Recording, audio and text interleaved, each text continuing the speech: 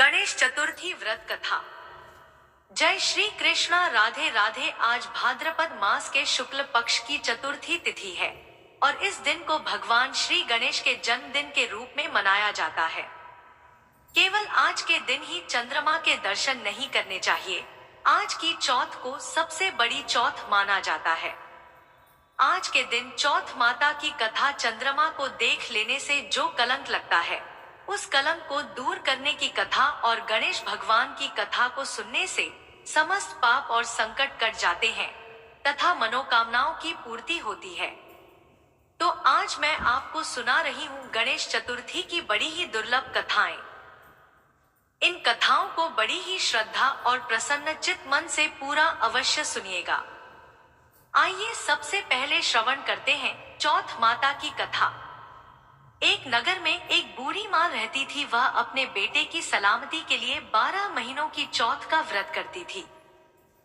हर चौथ को पंसारी से थोड़ा सा गुड़ और घी मिलाकर 4 लड्डू बनाती, एक बेटे को देती, एक से पूजा करती, एक हत्का के लिए निकालती और एक चांद उगने पर खुद खा लेती थी। एक बार उसका बेटा ताई से मिलने गया तो ताई ने वैसाखी चौथ का व्रत रखा था। ताई से पूछा, माँ तो 12 चौथ रखती है।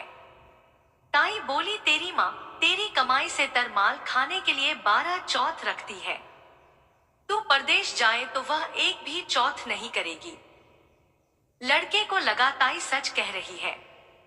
घर आकर उसने अपनी माँ से कहा, माँ मैं परदेश जा रहा हूँ, यहाँ तू मेरी कमाई खाने पीने में ही उड़ा देती है।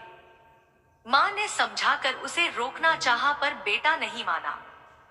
माँ ने उसे साथ ले जाने के लिए चौथ माता की आंखें दिए और कहा, मुसीबत में यह आंखें तेरी मदद करेंगी। वह आंखें लेकर रवाना हो गया। घूमते हुए एक नगर में पहुंचा तो उसने देखा एक बूढ़ी माँ रोती जा रही है और पुआ बनाते जा रही है। उसने उस बूढ़ी माँ से कारण पूछा तो बूढ़ी माँ ने कहा, बेटा इस नगर की पहाड़ी पर एक दैत्य रहता है। पहले वह नगर में आकर कई लोगों को खाने के लिए मार देता था, लेकिन अब राजा हर घर से एक आदमी दैत्य के पास भेजता है और आज मेरे बेटे की बारी है, इसलिए मैं रो रही हूँ और उसी के लिए पुए बना रही हूँ। बूढ़ी माँ की बात को सुनकर वो बोला, तू पुए मुझे खिला दे, तेरे बेटे की जगह मैं चला जाता हूँ। फिर क्या था, बूढ़ी माँ ने खीर पुए उसे खिला दिए और खा पीकर वह सो गया। रात को राजा के सैनिक आए तो बूढ़ी माँ ने उसे भेज दिया। दैत्य के सामने पहुंचने पर उसने चौथ माता की आंखें दैत्य की तरफ फेंक कर कहा, है चौथ माता, यदि मेरी माँ मेरी सलामती के लिए आपका व्रत करती है तो दैत्य का सिर कटकर गिर जाए। फिर तुरंत ही दैत्य का सिर कटकर जमीन पर गिर गया। लड़का वापस आ गया। राजा ने उस लड़के को अपने दरबार में बुलाया और सम्मान सहित उपहार देकर विदा किया। चलते चलते वह एक दूसरे राजा के नगर में पहुंचा। इस राज्य में आवा तभी पकता था जब एक इंसान की बलि दी जाती थी। सिपाहियों ने उसे पकड़कर आवे में चुन दिया। लड़के ने आंखें आवे में डाला और कहा, है चौथ माता, यदि मेरी माँ मेरे लिए व्रत करती है तो आवा मेरी बलि लिए बिना ही झट से पक जाए। ऐसा कहते ही आवा तुरंत पक गया। आवे में से मिट्टी की जगह सोने चांदी के बर्तन निकले। अंदर से लड़का बोला, बर्तन धीरे धीरे निकालना, नहीं तो मुझे लग जाएंगे। राजा ने उसे निकलवाया और पूछा, इस आवे से तुम बच कैसे गए? लड़के ने बताया कि उसकी माँ चौथ माता का व्रत करती है, व्रत के कारण ही वह बच पाया है। राजा को तब विश्वास नहीं हुआ। उसने एक चांदी की सुराही मंगवाई और कहा कि सुराही की नली से निकल कर दिखाओ, तभी मुझे विश्वास होगा। लड़के ने चौथ माता को याद करके आंखें सुराही में डाल दिया और कहा, मैं भंवरा बनूं, सुराही से निकलूं। लड़का तुरंत भंवरा बनकर सुराही से निकल गया। तब राजा ने खुश होकर राजकुमारी की शादी उसके साथ करवाई और सभी लोगों को चौथ माता का व्रत करने को कहा। उसे माँ की याद आई। उसने राजा के पास जाकर खुद के नगर जाने की इच्छा जाहिर की। राजा ने रथ, घोड़ा, हाथी और खूब सारा दान दहेज देकर उन्हें विदा किया। चौथ के दिन वह अपने नगर पहुंचा। वह अकेला पंसारी के यहाँ माँ का इंतजार करने लगा। सोचा चौथ है तो माँ यहाँ जरूर आएंगी। थोड़ी देर बाद लकड़ी टेकती हुई माँ आती दिखी। उसकी माँ की आंखों में कमी आने के कारण दिखना कम हो गया था। लड़के ने जानबूझकर पैर दबा दिया और जानबूझकर उस स्त्री के बेटे को अपशब्द कहने लगा। माँ ने उसे नहीं पहचाना और कहने लगी, भैया मुझे चाहे कितनी गाली दे दो पर मेरे बेटे को कुछ मत कहना। यह सुनते ही बेटा माँ के चरणों में गिर पड़ा और कहा, माँ मैं तेरा ही बेटा हूँ, मुझे माफ कर दो। तब माँ ने उसे गले से लगा लिया। नगर के लोगों ने विश्वास नहीं किया कि वह उसी का बेटा है। बूढ़ी माँ ने चौथ माता को याद करके कहा, है चौथ माता, यदि मैं अपने बेटे के लिए व्रत करती हूँ तो मेरे स्तन में दूध भर जाए और उसकी धार मेरे बेटे के मुख में गिरे। बूढ़ी माँ के इतना कहते ही स्तनों से दूध की धार निकलकर बेटे के मुंह में गिरने लगी। गांव के सभी लोग चौथ माता की जय जयकार करने लगे। उस नगर के सभी लोग चौथ माता का व्रत करने लगे। हे चौथ माता, जैसा बूढ़ी माँ और उसके बेटे की सहायता की वैसे हमारी भी करना। कहानी कहने सुनने और हुंकारा भरने वालों पर अपनी कृपा करना। बोलिए चौथ माता की जय। अब आइए श्रवण करते हैं गणेश चतुर्थी की पौराणिक कथा। श्री गणेश चतुर्थी व्रत की पौराणिक कथा के अनुसार एक बार भगवान शिव तथा माता पार्वती नर्मदा नदी के किनारे बैठे थे। वहां माता पार्वती ने भगवान शिव से समय व्यतीत करने के लिए चौपड़ खेलने को कहा। भगवान शिव चौपड़ खेलने के लिए तैयार हो गए, परंतु इस खेल में हार जीत का फैसला कौन करेगा, यह प्रश्न उनके समक्ष उठा। तो भगवान शिव ने कुछ तिनके एकत्रित कर उसका एक पुतला बनाकर उसकी प्राण प्रतिष्ठा कर दी और पुतले से कहा, पुत्र हम चौपड़ खेलना चाहते हैं, परंतु हमारी हार जीत का फैसला करने वाला कोई नहीं है, इसीलिए तुम बताना कि हम दोनों में से कौन हारा और कौन जीता। उसके बाद भगवान शिव और माता पार्वती का चौपड़ खेल शुरू हो गया। यह खेल 3 बार खेला गया और संयोग से तीनों बार माता पार्वती जीत गई। खेल समाप्त होने के बाद बालक से हार जीत का फैसला करने के लिए कहा गया, तो उस बालक ने महादेव को विजयी बताया। यह सुनकर माता पार्वती क्रोधित हो गई और क्रोध में उन्होंने बालक को लंगड़ा होने तथा कीचड़ में पड़े रहने का श्राप दे दिया। बालक ने माता पार्वती से माफी मांगी और कहा कि माता, मुझसे अज्ञानतावश ऐसा हुआ है, मैंने किसी द्वेष भाव में ऐसा नहीं किया। बालक द्वारा क्षमा मांगने पर माता पार्वती ने कहा, यहाँ गणेश पूजन के लिए नाग कन्याएं आएंगी, उनके कहे अनुसार तुम गणेश व्रत करना, ऐसा करने से तुम मुझे प्राप्त करोगे। यह कहकर माता पार्वती भगवान शिव के साथ कैलाश पर्वत पर चली गई। 1 वर्ष के बाद उस स्थान पर नाग कन्याएं आईं। तब नाग कन्याओं से उस बालक ने श्री गणेश के व्रत की विधि मालूम की। तत्पश्चात उस बालक ने 21 दिन लगातार गणेश जी का व्रत किया। उसकी श्रद्धा से गणेश जी प्रसन्न हुए। उन्होंने बालक को मनोवांछित फल मांगने के लिए कहा। उस बालक ने कहा, हे विनायक, मुझ में इतनी शक्ति दीजिए कि मैं अपने पैरों से चलकर अपने माता पिता के साथ कैलाश पर्वत पर पहुंच सकूं और वे हमें देखकर प्रसन्न हो जाएं। तब बालक को वरदान देकर श्री गणेश अंतर्ध्यान हो गए। इसके बाद वह बालक कैलाश पर्वत पर पहुंच गया और कैलाश पर्वत पर पहुंचने की अपनी कथा उसने भगवान शिव को सुनाई। चौपड़ वाले दिन से माता पार्वती शिवजी से विमुख हो गई थी। अतः देवी के रुष्ट होने पर भगवान शिव ने भी बालक के बताए अनुसार 21 दिनों तक श्री गणेश का व्रत किया। इस व्रत के प्रभाव से माता पार्वती के मन से भगवान शिव के लिए जो नाराजगी थी वह समाप्त हो गई और माता पार्वती कैलाश पर्वत पर वापस आ गई।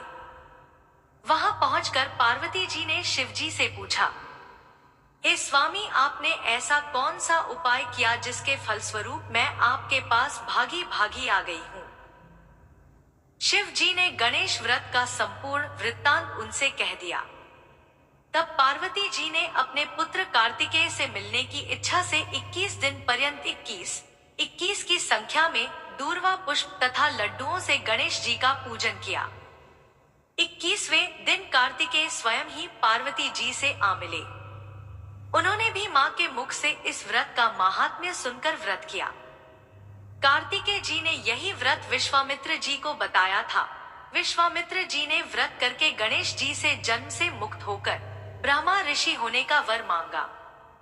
गणेश जी ने उनकी मनोकामना पूर्ण की। ऐसे हैं श्री गणेश जी सबकी कामनाएं पूर्ण करते हैं। उस दिन से श्री गणेश चतुर्थी का यह व्रत समस्त मनोकामनाओं की पूर्ति करने वाला व्रत माना जाता है। इस व्रत को करने से मनुष्य के सारे कष्ट दूर होकर मनुष्य को समस्त सुख सुविधाएं प्राप्त होती हैं। अब आइए सुनते हैं गणेश चतुर्थी की दूसरी कथा। एक बार गणेश जी एक लड़के का वेश धरकर नगर में घूमने निकले।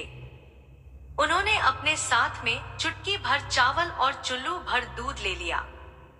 नगर में घूमते हुए जो भी मिलता उससे खीर बनाने का आग्रह करते थे। बालक बने गणेश जी बोलते, माई खीर बना दे, और लोग सुनकर हंसते। बहुत समय तक घूमते रहे लेकिन कोई भी खीर बनाने को तैयार नहीं हुआ। किसी ने यह भी समझाया कि इतने से सामान से खीर नहीं बन सकती, पर गणेश जी को तो खीर बनवानी थी। अंत में एक गरीब बूढ़ी माँ ने उन्हें कहा, बेटा चल मेरे साथ चल, मैं तुझे खीर बनाकर खिलाऊंगी। गणेश जी उसके साथ चले गए। बूढ़ी अम्मा ने उनसे चावल और दूध लेकर एक बर्तन में उबालने के लिए चढ़ा दिए। दूध में ऐसा उफान आया कि बर्तन छोटा पड़ने लगा। बूढ़ी अम्मा को बहुत आश्चर्य हुआ और कुछ समझ नहीं आ रहा था।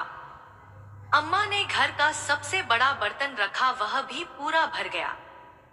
खीर बढ़ती ही जा रही थी, उसकी खुशबू भी चारों ओर फैल रही थी। खीर की मीठी मीठी खुशबू के कारण अम्मा की बहू के मुंह में पानी आ गया। कटोरी में खीर निकाली और दरवाजे के पीछे बैठकर बोली, ले गणेश तू भी खा, मैं भी खाऊं, और खीर खा ली। बूढ़ी अम्मा ने बाहर बैठे गणेश जी को आवाज लगाई, बेटा तेरी खीर तैयार है, आकर खा ले। तब गणेश जी बोले, अम्मा तेरी बहू ने भोग लगा दिया, मेरा पेट तो भर गया, खीर तू गांव वालों को खिला दे। बूढ़ी अम्मा गांव वालों को निमंत्रण देने गई तो सब हंस रहे थे। अम्मा के पास तो खुद के खाने के लिए कुछ है नहीं, पता नहीं गांव को कैसे खिलाएगी। पर फिर भी सब आए। बूढ़ी अम्मा ने सबको पेट भर खीर खिलाई। ऐसी स्वादिष्ट खीर उन सभी ने आज तक नहीं खाई थी। सभी ने तृप्त होकर खीर खाई, लेकिन फिर भी खीर समाप्त नहीं हुई और भंडारा भरा ही रहा। हे गणेश जी महाराज, जैसे खीर का भगोना भरा रहा, वैसे ही हमारे घर का भंडार भी सदा भरे रखना। बोलिए गणेश जी महाराज की जय। गणेश चतुर्थी के दिन सुनी जाने वाली गणेश भगवान की पौराणिक कथा। एक समय की बात है कि विष्णु भगवान का विवाह लक्ष्मी जी के साथ निश्चित हो गया। विवाह की तैयारी होने लगी। सभी देवताओं को निमंत्रण भेजे गए, परंतु गणेश जी को निमंत्रण नहीं दिया, कारण जो भी रहा हो। अब भगवान विष्णु की बारात जाने का समय आ गया। सभी देवता अपनी पत्नियों के साथ विवाह समारोह में आए। उन सब ने देखा कि गणेश जी कहीं दिखाई नहीं दे रहे हैं। तब वे आपस में चर्चा करने लगे कि क्या गणेश जी को नहीं न्योता है, या स्वयं गणेश जी ही नहीं आए हैं। सभी को इस बात पर आश्चर्य होने लगा। तभी सबने विचार किया कि विष्णु भगवान से ही इसका कारण पूछा जाए। विष्णु भगवान से पूछने पर उन्होंने कहा कि हमने गणेश जी के पिता महादेव को न्योता भेजा है। यदि गणेश जी अपने पिता के साथ आना चाहते तो आ जाएं, अलग से न्योता देने की कोई आवश्यकता भी नहीं थी। दूसरी बात यह है कि उनको 1.25 मन मूंग, 1.25 मन चावल, 1.25 मन घी और 1.25 मन लड्डू का भोजन दिन भर में चाहिए। यदि गणेश जी नहीं आएंगे तो कोई बात नहीं, दूसरे के घर जाकर इतना सारा खाना पीना अच्छा भी नहीं लगता। इतनी वार्ता कर ही रहे थे कि किसी एक ने सुझाव दिया, यदि गणेश जी आ भी जाएं, तो उनको द्वारपाल बनाकर बैठा देंगे कि आप घर की देखभाल करना। आप तो चूहे पर बैठकर धीरे धीरे चलोगे तो बारात से बहुत पीछे रह जाओगे। यह सुझाव भी सबको पसंद आ गया, तो विष्णु भगवान ने भी अपनी सहमति दे दी। होना क्या था कि इतने में गणेश जी वहां आ पहुंचे और उन्हें समझा बुझाकर घर की रखवाली करने बैठा दिया। बारात चल दी। तब नारद जी ने देखा कि गणेश जी तो दरवाजे पर ही बैठे हुए हैं, तो वे गणेश जी के पास गए और रुकने का कारण पूछा। गणेश जी कहने लगे कि विष्णु भगवान ने मेरा बहुत अपमान किया है।